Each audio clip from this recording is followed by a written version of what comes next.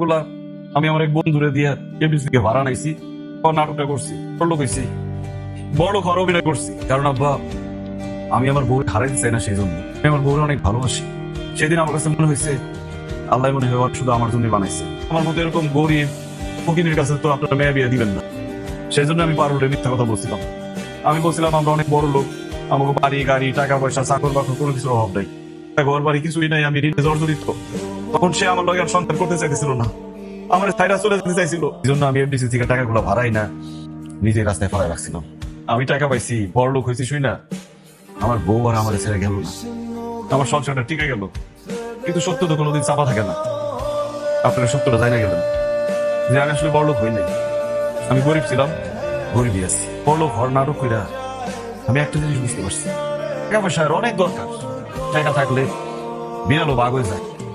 যার ক্ষমতা নাই তার ক্ষমতায় পড়ে, যার শরীরে শক্তি নাই সে শক্তি পায়, যে অশিক্ষিত সে শিক্ষিত হয়ে যায়।